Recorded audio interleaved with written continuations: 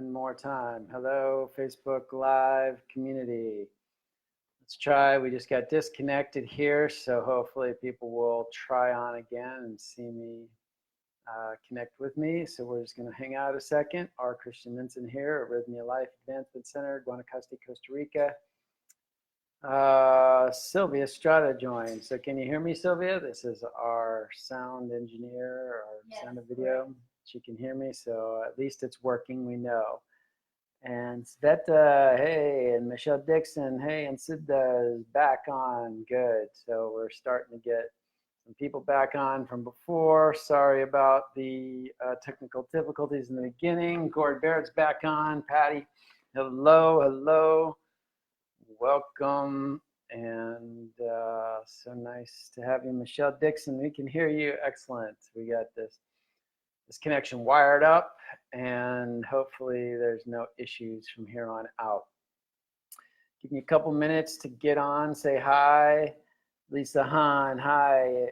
Was just in creative mode, thinking of you guys. Perfect, beautiful. Well, welcome, Lisa, and come on in. Sherry, hi from North Carolina. We got a bunch of NCers here this week, so it's gaining in popularity in that part of the country.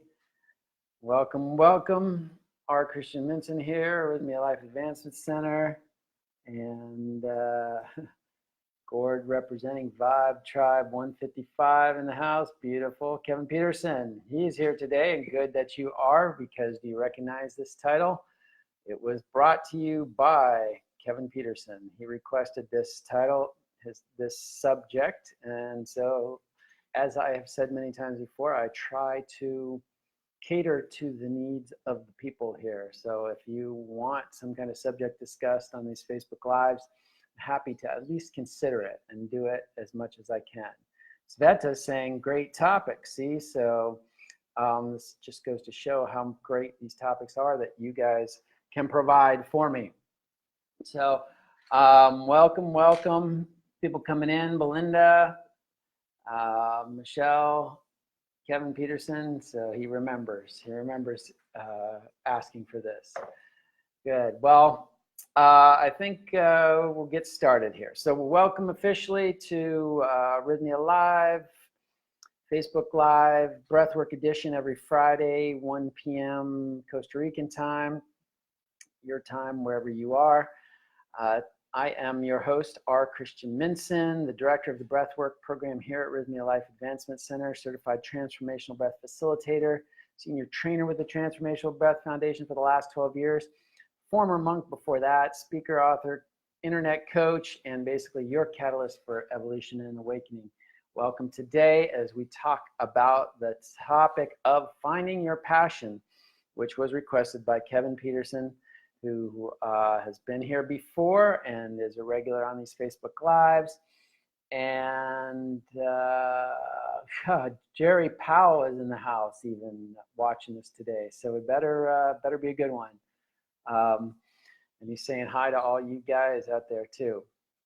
Well, welcome, welcome. And so today we're talking about passion, what it is, and how to cultivate it.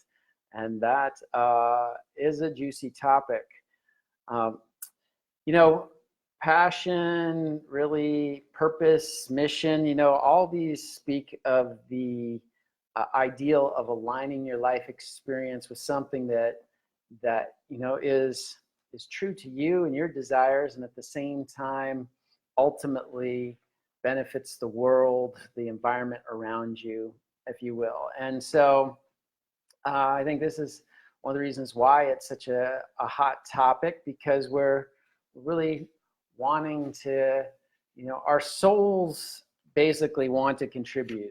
They're driven to serve, and finding what you're passionate about and then finding a way to manifest that in your life is, a topic pretty much most of us have thought about at one time or another. In the Eastern philosophies, they call that your dharma. Your dharma is when your passion, your purpose align with the greatest good for humanity or for the world as well. And so this really, I think, really the scope of what we're talking about here. And just hi to a few other people: Lisa, Johnny, William, Patty, Michelle, Gorkin, William, and Jerry's loving this topic. All right. Well, so, you know, without passion, life is pretty dull and meaningless. And you can get out, they used to say, you can get out of bed and say, "Good Lord, morning," or you can get out of the bed and say, "Good morning, Lord." And that is the difference between a life with passion and a life without it. So with passion, though, even the most mundane parts of life can be meaningful and can have some juice. And, I have to say that, before I joined the monastic order, before I lived the life of monk for 10 years, I was pretty listless and lost out there. Didn't really have a lot of direction. And it was, it was that joining on to that way of life that really gave me clarity as to what life's true purpose was, and that was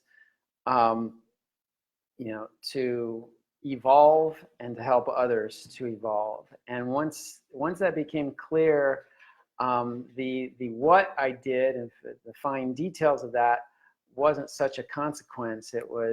But I found that was the steering guide that furthered my life. So this is what we're going to talk about today. What is passion? And I was listening. Another friend of mine, who's on here too, sent me a recording of this woman, Esther Perel, and she's a relationship coach. But what she really talked about, with regards to relationship, really fits in here when we're talking about passion. And when we talk about passion, I think really what we're talking about is the active use of our imagination. And some of you may say, well, that's great, but isn't, imagination is just making things up. And I would say this, that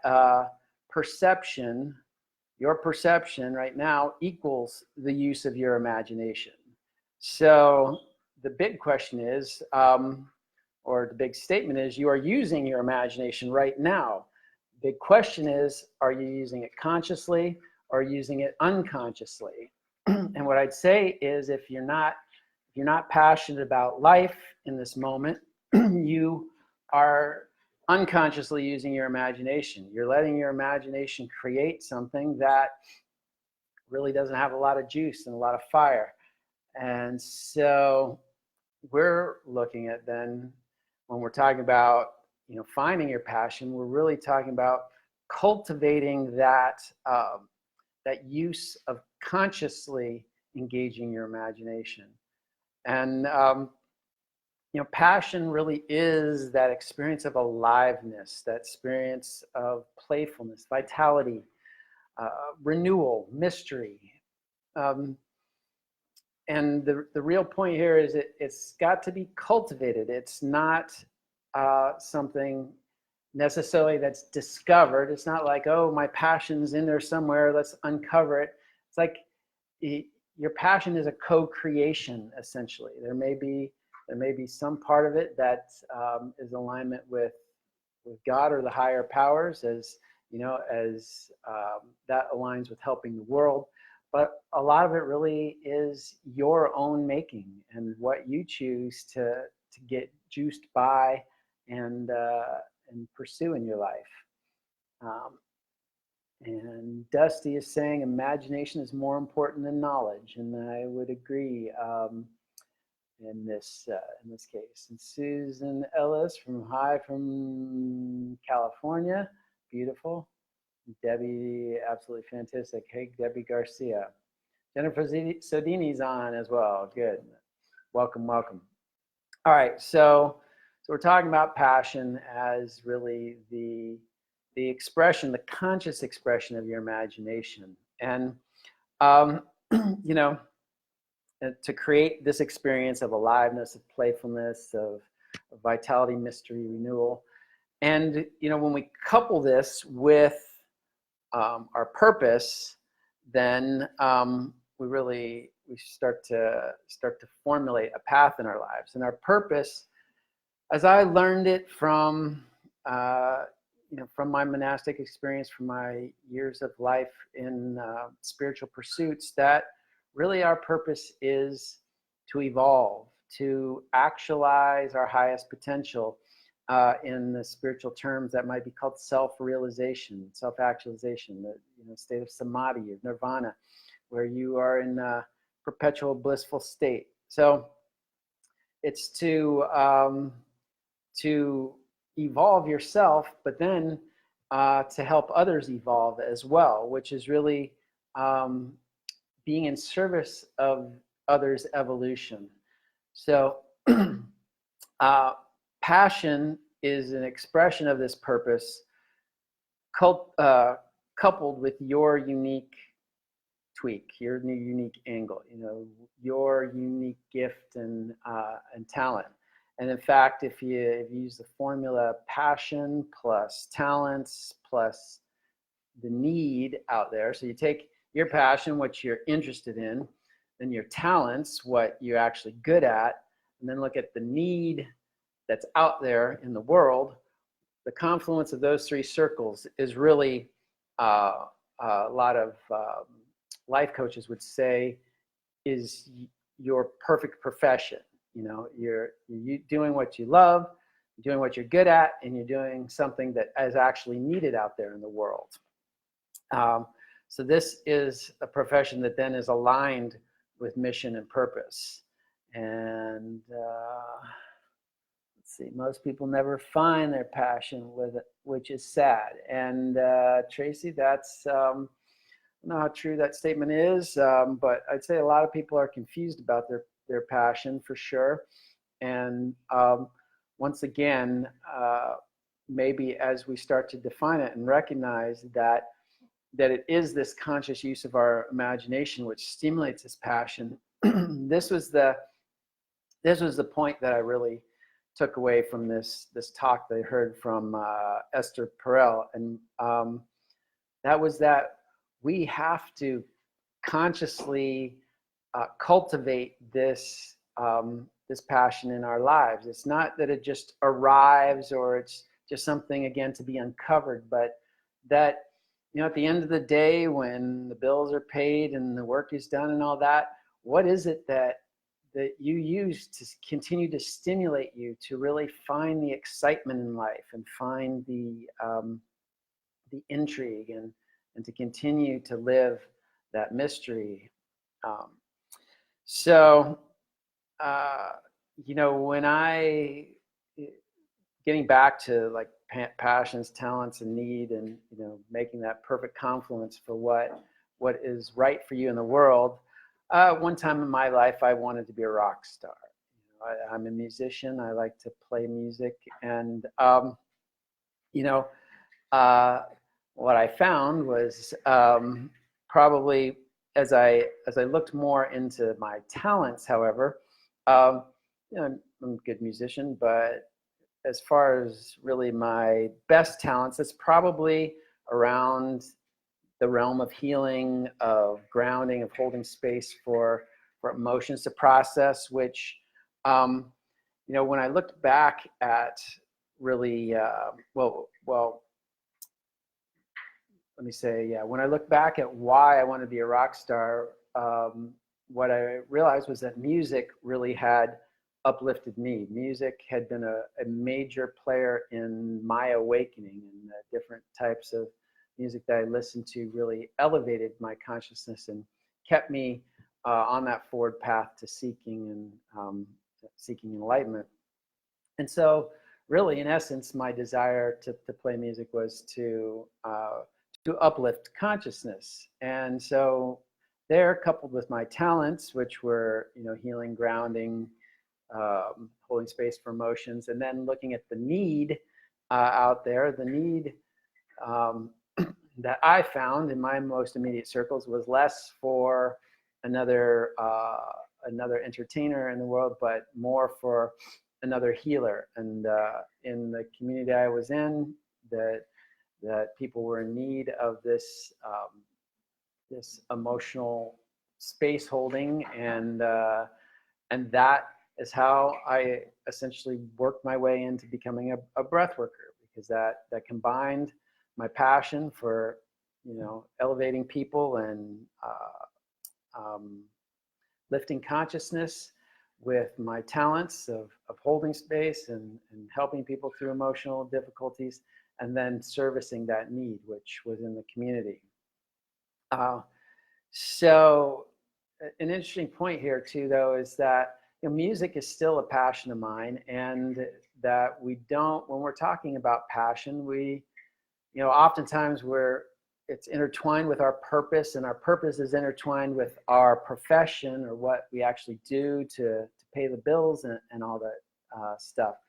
So but it doesn't have to be. So what I finally learned was, for a while I decided, well, I'm not really a musician, then I'm gonna be a healer, and I don't, you know, a musician is not what I am. But I realized that just because I'm not professional, or that I'm not a professional musician, that I can still be a musician, that I still am. And in fact, I'd posit that most of us are musical in some level, and that it's more an inherent part of a culture that we express, rather than that it has to be a profession. So your passion doesn't have to be like the main thing you're spending all your time on, but it can. So let's just check in. Lisa Hahn, you're in your first week using TM. Focus and clarity is great. Beautiful. Sinke Morning Song joined. Tracy, or should I say, they don't look at what makes them passionate. It's important to look at. Thanks for the topic. Yeah, exactly. Which, when we get into how, which is, I guess, on the next topic, let me just say that, you know, on that topic of, you know, being a musician, I found a way to express that, and that, you know, lately in ceremonies, on our Wednesday night ceremonies, there's an opportunity to play guitar and sing a little, and that has been my expression. In fact, probably one of the highlights of my weeks here, and it definitely seems to be a positive contribution to the vibe of that Wednesday night ceremony. So there, you can still fulfill your passion, even if it isn't necessarily your profession. Shelly Albers just joined. Hey there, Shelly. And Darren, you're welcome. All right, so how to really tune into your passion. And this is, you know, so we defined your passion really as the active use of your imagination. So really, one of the biggest parts of tuning into your passion is to practice actively daydreaming, to practice the active use of your imagination, to really imagine great things happening in your life. Imagine what it would be like to, you know, imagine things that are exciting to you, which leads to another couple of questions here that came from Esther Perel, but again, modified for this particular topic. She says, ask, I turn myself off when, and then also ask, I turn myself on when. And this is, she said specifically, this is different than I'm turned off by, or I'm turned on by. By saying I turn myself off or I turn myself on when, we're really taking ownership of what it is, and recognizing this, again, really in our hands. So it's like, what? I turn myself off when I spend too much time in my head, right? Or I turn myself off when I'm unfriendly or I'm in a bad mood. You know, I turn myself on when I play music. I turn myself on when I put a smile on somebody else's face. You know, these start, another way to say this, I awaken myself by, so I awaken myself by meditating daily. You know, I awaken myself by reading good books and doing good deeds. So the point here is that by reflecting on these things that turn yourself off and turn yourself on, you can get more in alignment with those things that turn you on.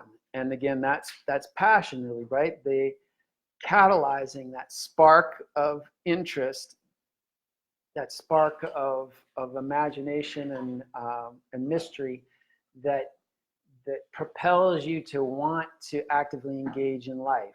And so by realizing that in certain situations you actually turn off that energy, you turn it down, and by realizing that, again, knowledge is power, gives you choices on what to do from there. There's another thing out there called the passion test, which is a pretty formal process, and you can look that up if you want to go through it. But in essence, what it is, write out a list of 10 things that you feel passionate about. And then to prioritize that list, you just take one and weigh it against the other one. If you could only do one of those two, which one would you choose? And then you take that one and you compare it against the next one. If we could only do one of those two, which one would you do? And if it was the new one, then you take the new one and compare it against the next one. If it was the old one, take that and continue on down. And by comparing each one, you know, one at a time to all the rest of them, you actually come with a prioritized order. And then, you know, the top 2 or 3 really give you a good direction as to what kind of things, kind of activities you can engage in to feel like your life's a little bit more passionate. And Ruth Anderson, hello from Yosemite. Excellent. Yosemite is one of those places I'm passionate about. I love it. The other thing to to cultivate passion, levity is essential. And it's funny, as I was doing this talk today, I got that hit from 2 directions. One was from our very own Jerry Powell. I don't know if he's still on here, but he just talking to me this morning and the importance of levity and just, you know, knowing how to laugh with life. The other came again from this talk I was listening to by Esther Perel.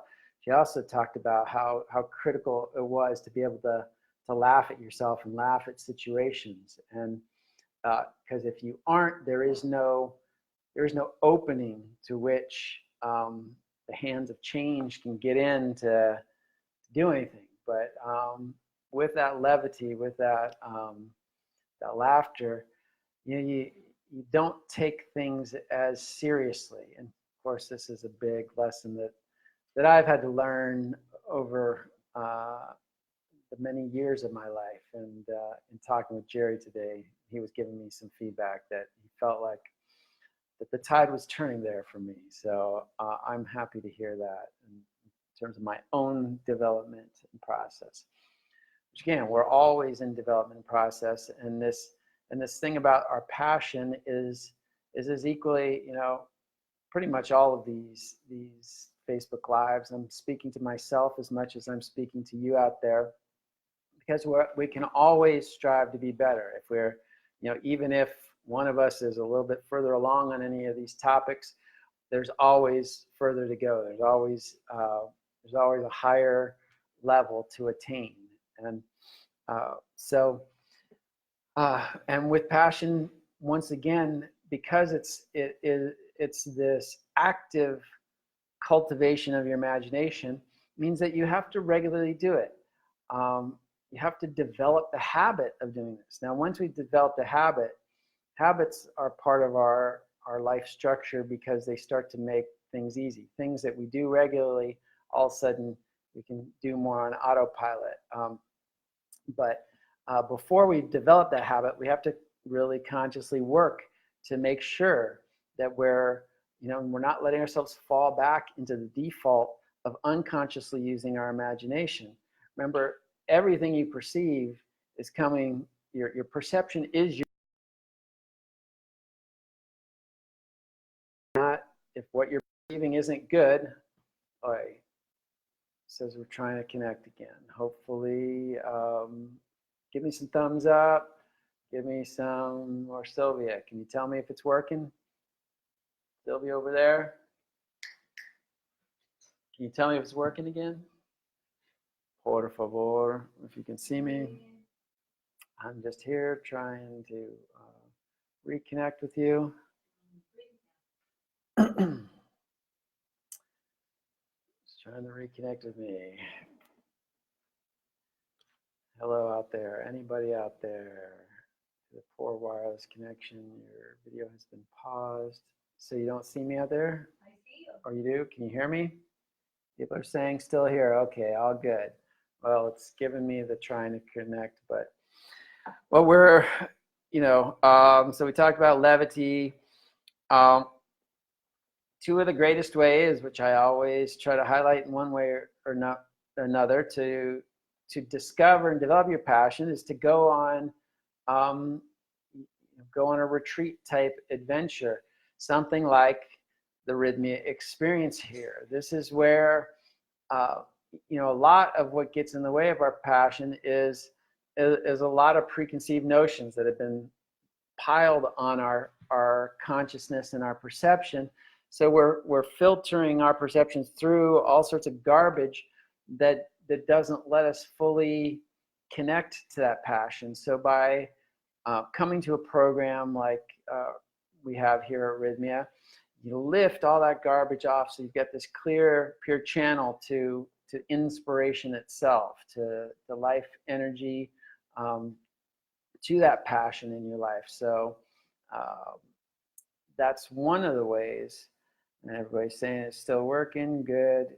So the other way, of course, is breath work. And breath work you get here at Rythmia, so it's included in the package. But the process of breathing in oxygen and the life force energy that's imbued in that oxygen, really, it is the creative energy of life that is the life force, and that creative energy stimulates your own creativity, which is directly related to your passion, right? So your passion is stimulated, your passion becomes clearer, more clarity comes around it as you practice these breathwork techniques that I teach, and of course that we administer here at Rythmia.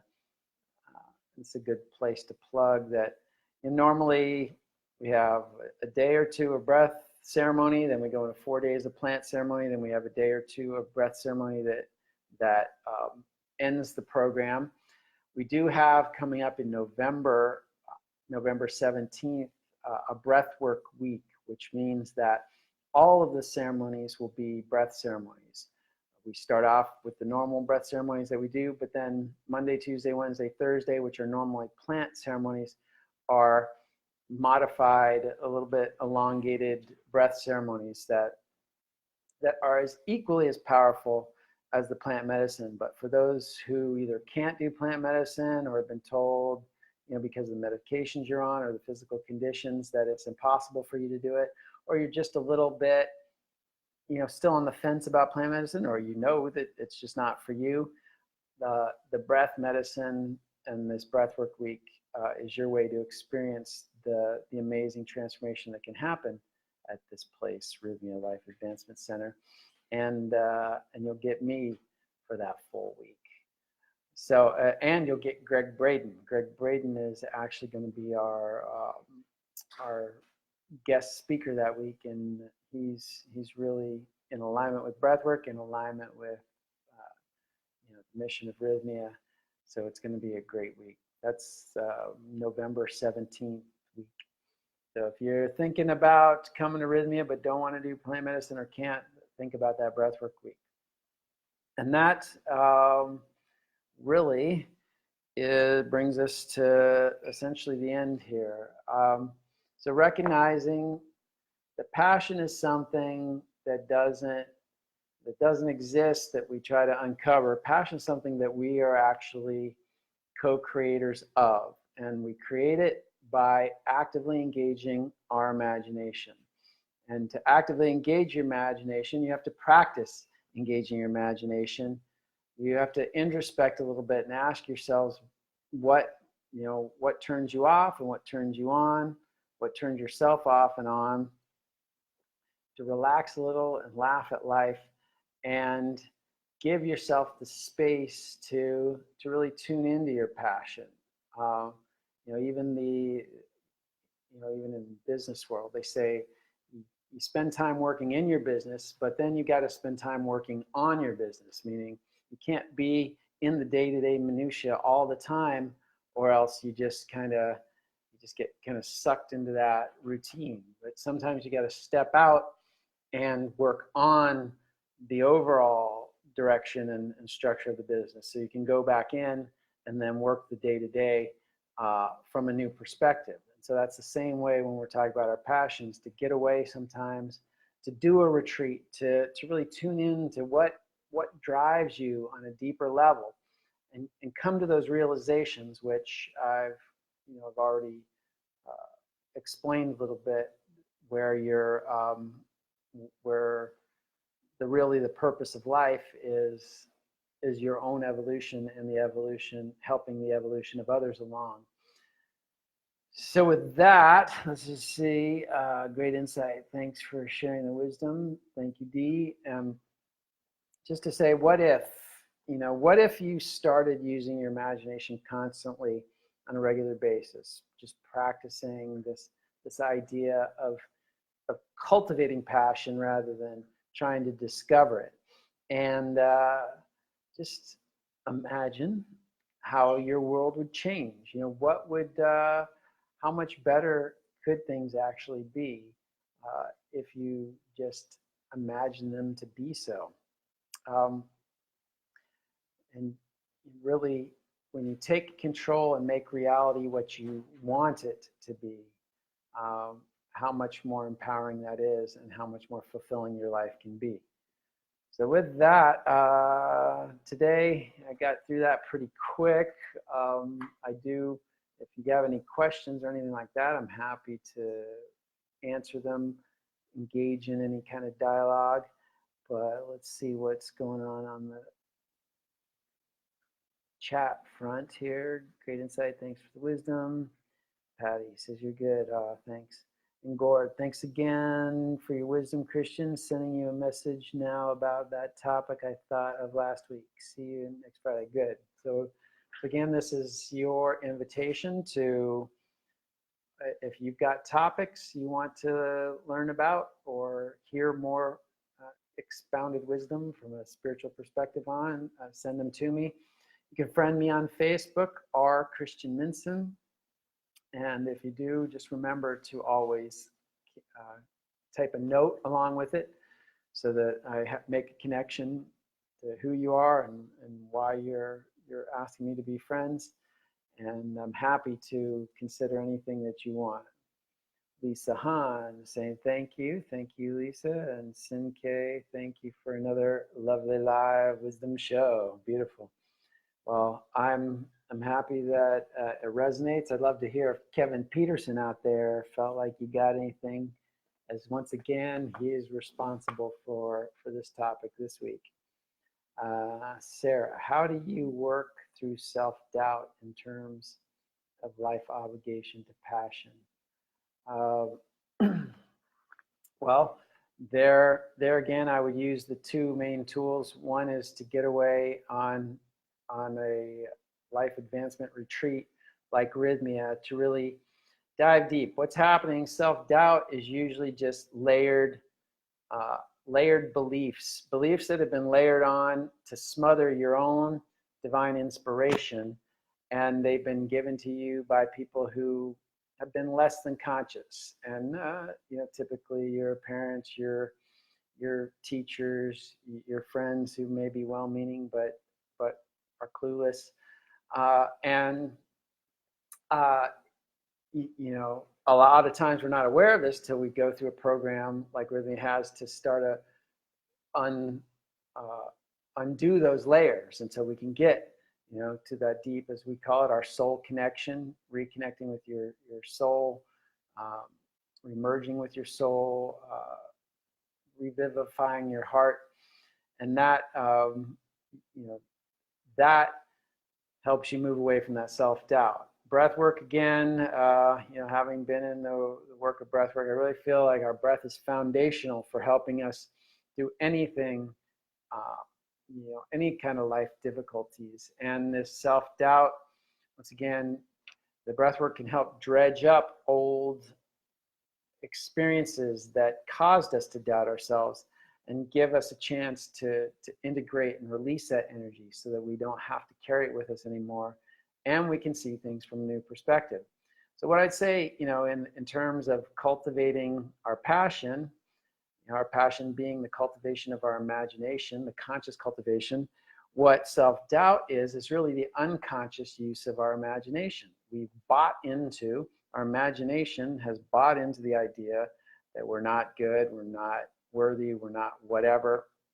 And so our imagination plays this game that we are, if you think of it as we're all children of God, to think that you're anything less than a prince or princess is false, right? It's imaginary. So if you think you're a poor person, you think you're not worthy, you think you're whatever, that is your imagination working against you. And it's working against you primarily because you're unconscious that you're using it. And once again, to become conscious that we're actually cultivating our imagination with every thought we think, then that gives us a choice. We can choose to think and to behave and imagine great things in our lives, or we can choose to stay and imagine ourselves as small and unworthy. So great question there, Sarah. Hopefully that answers that for you. Edgar French saying hello. Hi, Edgar. Anybody else got any questions for me there? I'm happy to answer and let you know what I think on the topic. But Michael Letourneau, hey there. Michael coming back soon, right? Hasn't been back for a while, but been in email communication. So with that, looks like no other people. Well, Linda, awesome answer. Loved it. Good. Well, I'm glad somebody thought so. And so with that, I'm here at your service every Friday, more or less every Friday. We'll see about next Friday. May not be actually in the right time zone to deliver this in a timely fashion, but here's a few more. At Rythmia, how do you manage 80 plus people in a ceremony? Very efficiently, John. We become masters at it. First of all, we have high quality shaman. Second of all, we have about a 6-to-1 ratio of shaman helpers to guests. Third, we have an ICU and medical staff and psychological staff on site here. So there's a lot of factors that go into it, from the shaman's just mystical energy management to the practical needs of a medically supervised environment. You can, if you've got it under control, you can scale that up to 80, 90, 100, 160 people. If you don't have it under control, it's going to be out of control whether you have 10 people or 80 people.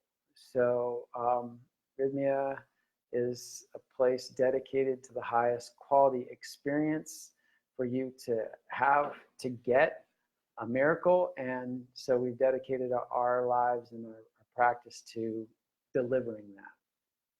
Kevin, that discussion on self-doubt helped. Oh, good, good. Well, I'm glad and looking good, brother. I'll see you next week. Perfect, Michael. Cheval says, yes, Gord, you're in good hands during ceremony at Rythmia. Exactly. Visa, the breath work has been integral in support given after Rythmia. Beautiful. So that's an important thing to recognize too, that we give you this breath work as a tool that not only can you use here at Rythmia, but that you can perpetually use. Just like your imagination needs to be cultivated every day, you breathe every day, and you can use your breath to help you through any trials and tribulations of life. And that's really what what my life has been about, teaching. It's such a fundamental factor of our life, has such profound effects when we really come into tune with how to use it, which is exactly what I teach and what I teach here at Rythmia. Let's get your butt down here and let's give you that experience. Sarah, do they ever incorporate any energy work at Rythmia? Yeah, well, we again, the shaman's whole approach is an energetic, a cultivation of handling energy. So it's energy work in the highest fashion. We use energy work with breath work. We use a little bit of Reiki type of work too. And so each individual who's leading their thing may use different energy techniques. But yes, we incorporate energy work at Rythmia.